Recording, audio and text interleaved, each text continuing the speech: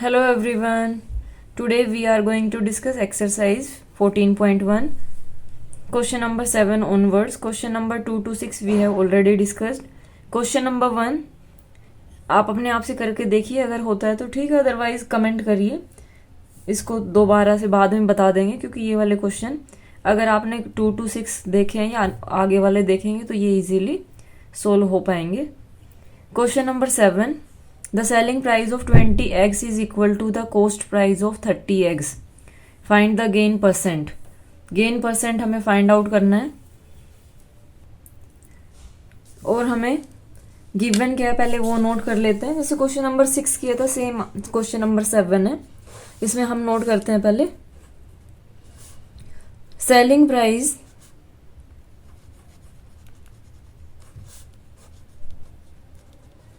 Of 20 eggs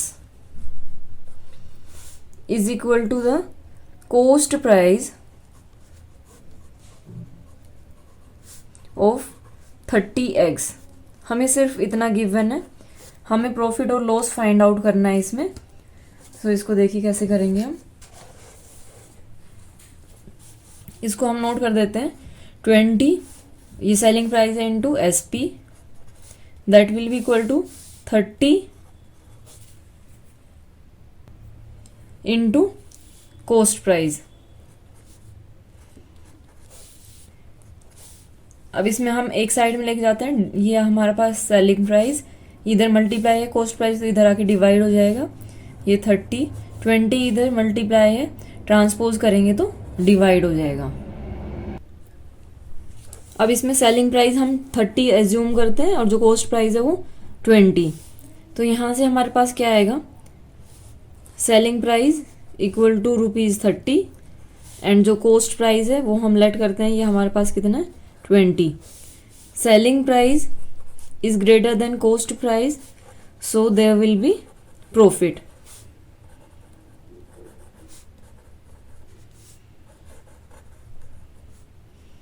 sorry, profit है ये।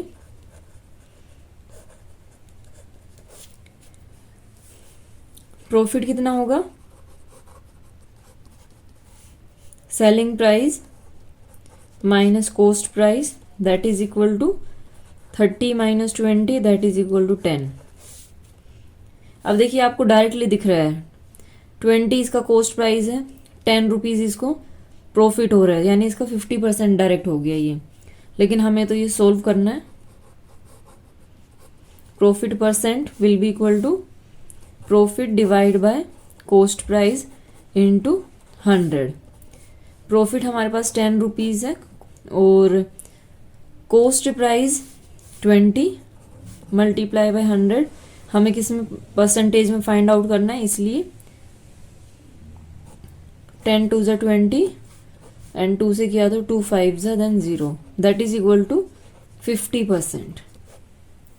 Okay, now next question, question number 8। Namrata bought 2 dresses for ₹1200। 2 dresses उसने purchase की है 1200 में।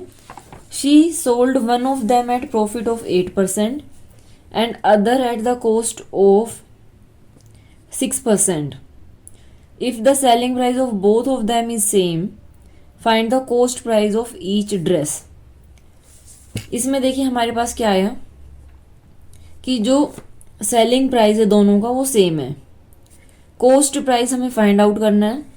तो इसमें देखिए ये 1200, आप बोलेंगे कि ये है तो सही, लेकिन ये दोनों का मिला के गिवन है, एक का हमें पता ही नहीं है। तो इसको कैसे करेंगे हम, देखिए आपको एक ड्रेस का लेट करना होगा, उसके बाद जो सेकंड ड्रेस का होगा वो 1200 माइनस जो हमने लेट किया था वो हो जाएगा।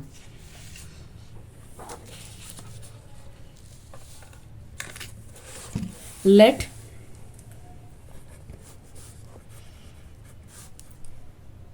cost price of one dress equal to ₹X। cost price of, ये वन की जगह फर्स्ट करते हैं यहाँ पे, first dress, second dress that will be equal to 1200 minus x. Okay, अब हम क्या करेंगे, यहाँ पे एक पे प्रॉफिट लेंगे 8% और दूसरे पे आपको लॉस लेना है, दैट इज इक्वल टू 6%। हमें अब फाइंड आउट क्या करना है, सेलिंग प्राइस, और सेलिंग प्राइस क्या है यहाँ पे, इक्वल है। यहाँ पे नोट कर देते हैं, selling price of both dresses is equal. So यहाँ पे हम सेलिंग प्राइस निकालते हैं, cost price into 100 plus profit divide by 100। जो दूसरी साइड में होगा selling price, that will be equal to CP into 100 minus loss divide by 100। Value put करते हैं, यहाँ पे अगर एक की वैल्यू हमने x लिया तो x into 100 plus 8 divide by 100, that is equal to 108 by 100 x। इधर फाइंड आउट करते हैं, 1200 minus x into 100 minus 6 divide by 100, that is equal to 1200 minus x into, ये 6 माइनस करेंगे तो कितना है हमारे पास, ये 94 बाय 100। और ये हमें गिवन है कि SP of both dresses is equal, so इन दोनों को हम इक्वल पुट कर देते हैं। 108 by 100 x will be equal to 1200 minus x into 94 divide by 100। अब देखिए इसमें 100 दोनों साइड में क्या है, 100 है, तो ये दोनों आप कैंसिल आउट कर सकते हो, क्योंकि इसको इधर क्रॉस में इसको इधर लेके जाएंगे तो ये कैंसिल आउट हो जाएंगे। सो अब यहाँ से क्या आया, 108x will be equal to, इसको हमें मल्टीप्लाई करना होगा, 1200 into 94 minus 94x। Distributive property use कर रहे हैं हम, दोनों टर्म्स के साथ हमें मल्टीप्लाई करना होता है। 108x will be equal to, 00 पहले नोट कर लेते हैं, 12 4 जा, देन 12 9 जा 108 प्लस 4 112 माइनस 94x। अब ट्रांसपोज कर लेते हैं, 108x minus 94x will be equal to, कुछ ज़्यादा ही वैल्यू नहीं आ रही इसकी, यहाँ से हमारे पास क्या है, ये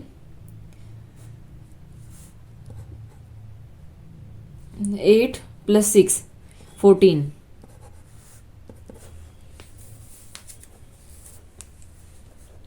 one 112 then 00 divide by,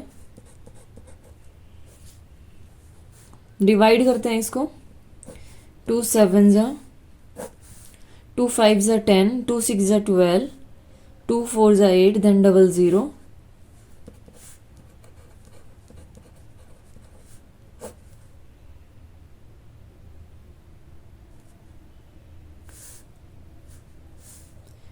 divide by 7।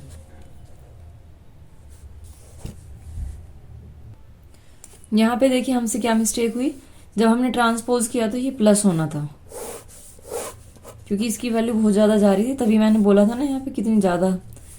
अब देखिए 200 2 ये हमारे पास आ जाएगा, ऐड करेंगे तो, क्योंकि ये अब दोनों सेम हो गए, that will be equal to, यहाँ पे नोट करती हूँ, 2 ये वाला पार्ट इसमें नहीं है, 94 ऐड करेंगे इसमें 108 में, तो ये हमारे पास आएगा 202।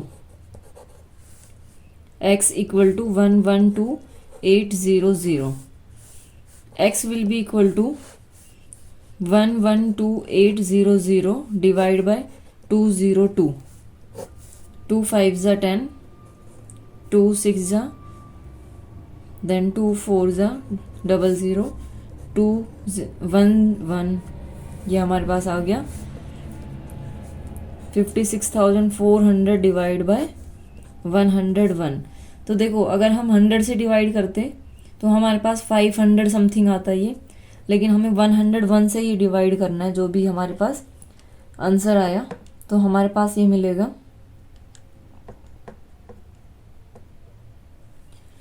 558.415।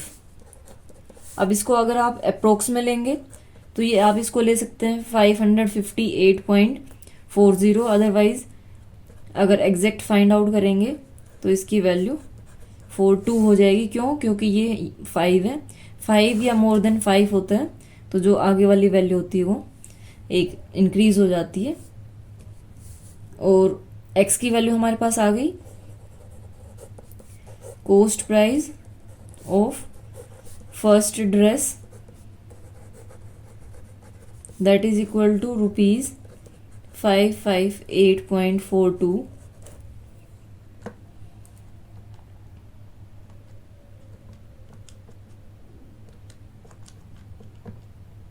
लेकिन हमें तो दोनों की फाइंड आउट करनी है। जब हम दोनों की फाइंड आउट करेंगे तो cost price of second dress that will be equal to 1200 minus 558.42 that will be equal to, अब ये आपको माइनस करना होगा, ₹641.58। Okay, this is our answer. Now next question, question number 9. By selling 33 meter of cloth, a man loses an amount equal to the selling price of 3 meter of cloth. Find his gain or loss percent. इसमें एक चीज समझने की है, वो क्या, जो हमने ये वाले क्वेश्चन किए थे इसमें तो ये था selling price of 20x cost price, लेकिन इसमें क्या गिवन है, selling 33 metre of cloth a man loses an equal amount to the selling price of 3 metre. यानी यहाँ पे ये जो बता रहा है ये 3 मीटर सेलिंग प्राइस। अगर हम यहाँ से कॉस्ट प्राइस निकालना चाहें तो कॉस्ट प्राइस हमारे पास क्या होगा कि 33 आपके पास ये है और 3 का इसको लॉस हो रहा है, यानी टोटल कितनी हो गई 36। ओके, यानी कॉस्ट प्राइस क्या उस जैसे उसमें लेते थे हम, इसमें हमें क्या लेना है 36 और लॉस कितने का है 3 का है, और आपको परसेंट में ये फाइंड आउट करना है। तो आप पहले यहाँ पे नोट करेंगे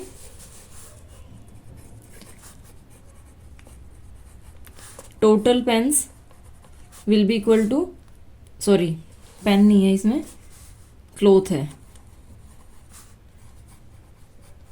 that is equal to 33 plus 3, क्योंकि उसको 3 का लॉस हो रहा है, यानी कितने के इक्वल जो होगा टोटल वो कितना होगा 36 रहा होगा, तभी तो उसको 3 का लॉस हुआ।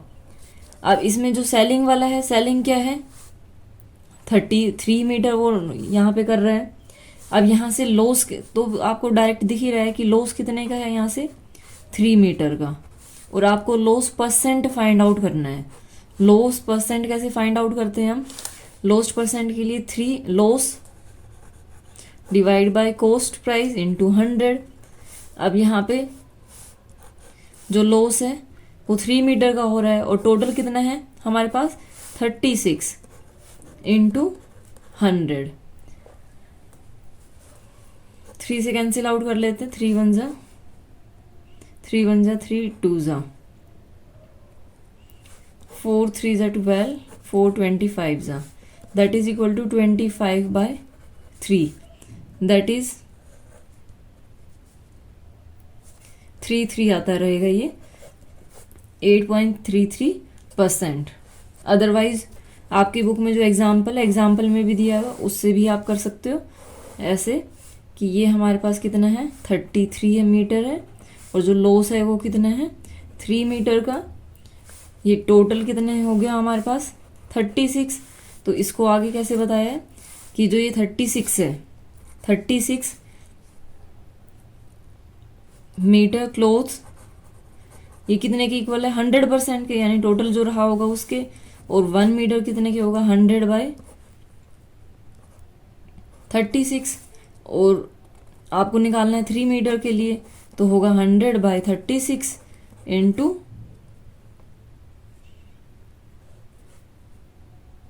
3, कैंसिल आउट हो गया, आपके पास वही आएगा ये देखिए। ओके, तो दोनों तरीके से ये आप कर सकते हो। Then question number 10, Arjun bought a laptop for rupees 18,000 and spent 1,500 on its spares. He later sold it for rupees 20,500. Find his gain or loss %. अब ये चीज़ आपको याद रखना है कि जो भी उसके ऊपर स्पेंड किया जाता है, जो भी उसके ऊपर खर्च किया जाएगा, ट्रांसपोर्ट में हो या फिर मेंटेनेंस हो, कुछ भी हो सकता है वो, उसको हम हमेशा कॉस्ट प्राइस में ऐड करके और तब उसको कॉस्ट प्राइस कंसीडर करते हैं। मान लो आप कहीं से बाइसिकल लेके आए हो 1,500 में, और उसमें आपने 300 उसका क्या दिया, आप रिक्शा में लेके आए तो उसके लिए आपने एक्स्ट्रा पे करना पड़ा। तो जो आप किसी को बताओगे तो ये नहीं बोलोगे कि आपने 1,500 मिला, आप बोलो कि मुझे 1,800 की पड़ी है, यानी आपके लिए कॉस्ट प्राइस क्या हुआ 1,800। सेम हम इसमें करेंगे। तो पहले हमने ये नोट किया। अब हमें कॉस्ट प्राइस कैसे लिखना होगा, cost price of laptop that will be equal to 18,000 plus 1,500, जो ओवरहेड एक्सपेंसेस है वो हमने इसमें ऐड करने हैं, that will be equal to 19,500। और जो उसने क्या किया, सेल कितने में किया है उसको, 20,500। तो हमारे पास क्या हुआ, जो सेलिंग प्राइस है that is greater than cost price, so there will be profit और गेन, कुछ भी कह सकते हैं आप। अब फाइंड आउट कर लेते हैं। Gain will be equal to 20,500 minus 19,500 that is equal to 1,000। 1,000 रुपए का उसको प्रॉफिट हुआ है। आपको किस में निकालना है ये gain %, 1,000 divide by cost price. अब कॉस्ट प्राइस आपको कौन सी कंसीडर करनी है, ये वाली 19,500 इंटू 100, 20 to 20 कैंसिल, 5 3 15, 5 9 5 2 10, देन 00। अब इसको हमें डिवाइड करना है 39 से, that will be equal to 5.128। आपको किस में करना है, 3 डिजिट में फाइंड आउट करना नहीं करना, 2 डिजिट में होनी चाहिए डेसिमल के बाद। और डेसिमल के बाद वाला जो नंबर यहाँ पे जो 3rd डिजिट है ये क्या है, मोर देन 5 है। अगर मोर देन 4 होती है तो हम इसको, ये जो इससे जस्ट लेफ्ट में डिजिट होती है उसको एक इंक्रीज कर देते हैं, तो ये हो गया 5.13%। Now question number 11, a wholesaler purchased 50 bundles of notebooks at rate of 350 per bundle. He spent 250 on transportation, paid rupees 125 to the helper. He then sold 22 bundles at the rate of 380 per bundle, 18 bundles at the rate of 360 per bundle, and rest of at the rate rupees 310 per bundle. Find his profit or loss. करते हैं इसको, देखते हैं। पहले हम इसको note down कर लेंगे कि हमें क्या क्या गिवन है।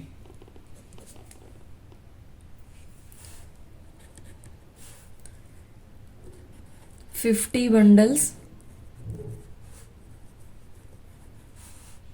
of notebook cost, that will be equal to 350 पर बंडल है तो इंटू 50 कर देंगे हम, that will be equal to 00 आएगी यहाँ पे, 5 5 से 25, 5 3 से 15 प्लस 2 17, 17,500। अब उसके बाद ओवरहेड एक्सपेंसेस देख लेते हैं।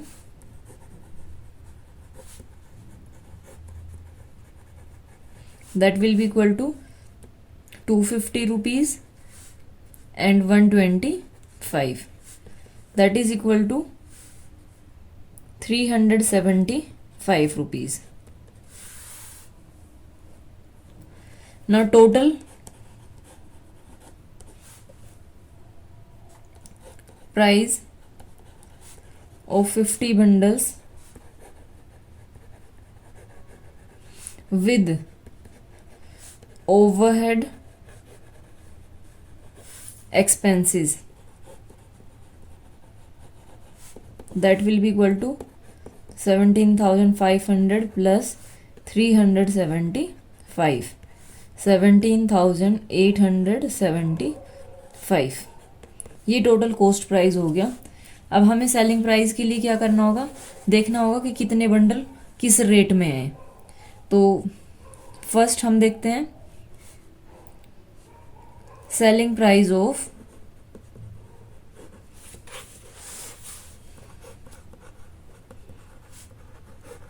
22 bundles,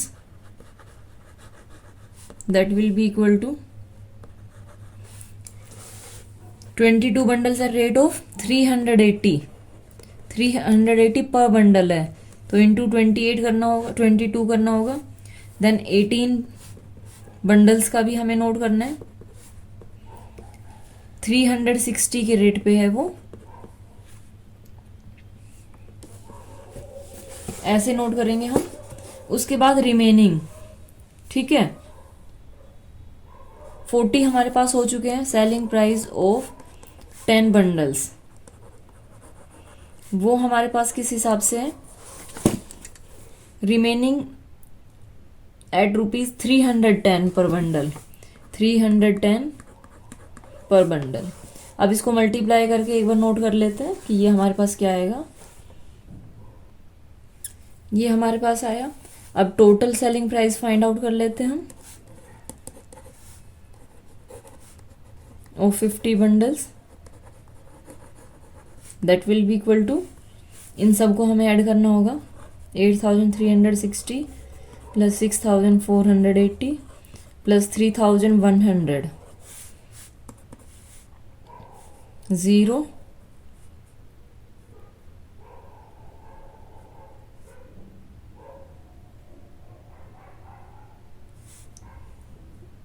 8 प्लस 6, मैंने इधर 1 को भी ऐड कर दिया था, मैं सोच रही पता नहीं. Then 9 17 rupees 17,940.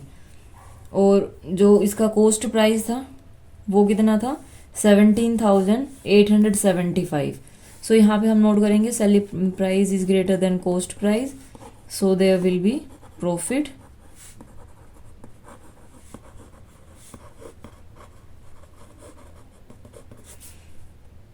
Profit find out कर लेते. प्रॉफिट क्या आएगा, 17,875, सॉरी उल्टा ही कर दिया, 17,940 माइनस 17,875. अब ये गेन बहुत ज़्यादा तो नहीं आ रहा है, लेकिन वो ये कि हमें तो सोल्व करना ही है. माइनस कर लेते हैं इसको, 10 माइनस 5 5 और 13 माइनस 7 6, रुपीज़ 65. प्रॉफिट परसेंट में हमें फाइंड आउट करना है. Profit percent, that will be equal to profit divide by cost price into 100.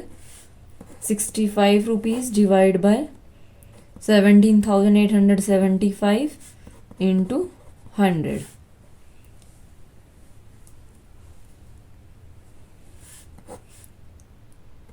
Five one ज़ा 5 3 ज़ा 5 3 ज़ा 15, 5 5 ज़ा 25, 5 7 ज़ा 35, 5 5 ज़ा. उसके बाद ये मुझे लगता नहीं है कि डायरेक्टली तो होगा सोल्व. इसको मल्टीप्लाई करके हम डिवाइड कर लेंगे. 1300 डिवाइड बाय 3,575. ये तो बहुत कम आएगा आंसर, डेसिमल में आएगा क्योंकि ये वाला प्रॉपर फ्रैक्शन है. इसका आंसर हमारे पास आ रहा है 0.363636। ये ऐसे रिपीट कर रहे हैं, तो प्रॉफिट कितना है हमारे पास 0.36%। Now last question, Amar sold his flat at a profit of 10%. It has been sold for rupees 1,05,000 less than the profit would have been 7%. Find the cost price of the flat. देखो question को थोड़ा सा घुमा के given है कि उसने जो सेल किया है वो 10% प्रॉफिट पे किया है. Okay, if it had been sold for rupees 1,05,000 less, अगर वो 1,05,000 रुपये और कम में बेचा जाता, then the profit would have been 7%. तो प्रॉफिट 7% हो जाता. Find the cost price of the flat. हमें कॉस्ट प्राइस फाइंड आउट करनी है. तो कॉस्ट प्राइस को हम लेट करेंगे और उसके बाद सॉल्व करेंगे. प्रॉफिट 10% है और अगर 7% में बेचा जाता तो उसको 1,05,000 रुपये कम मिलते. तो इसको पहले हम लेट कर लेते हैं. Let cost price of plot ही है ना, ये फ्लैट है, ये flat equal to rupees X. अब यहाँ से सेलिंग प्राइस फाइंड आउट कर लेते हैं. सेलिंग प्राइस क्या होगा, cost price into 100 plus profit divide by 100, that is equal to x into 100 plus 10 divide by 100. इधर से क्या आएगा, एस पी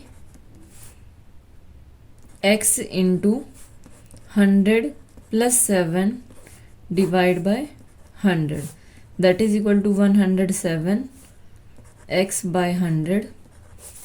और यहाँ से आया 110 बाय 100 एक्स. अब देखिए क्या बोला गया कि अगर 7% उसको प्रॉफिट पे बेचा जाता तो कितने रुपीज़ और कम मिलते, 1,05,000.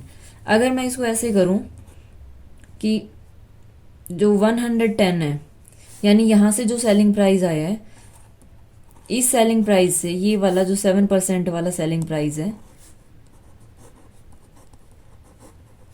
इनको माइनस कर दूं तो इनको डिफरेंस कितना है, 5. ये है हमारे पास 1,05,000. ओके, एक ही तो बात हुई ना ये. तो ये हमारे पास क्या है, 110. मैंने क्या किया इसमें, इसने बोला कि अगर इतने में बेचता तो उसको इतने पैसे कम मिलते.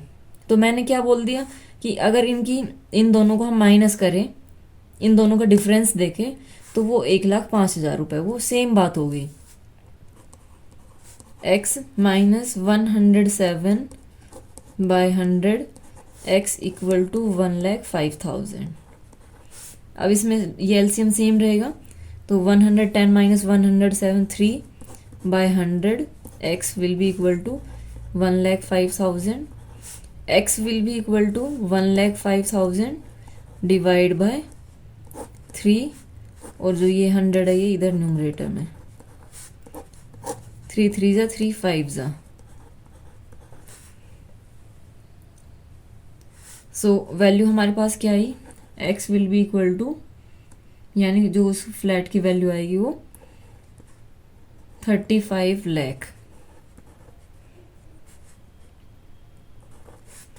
ओके, यहाँ पे हम लास्ट में नोट कर देंगे cost of flat that is equal to 35 lakh.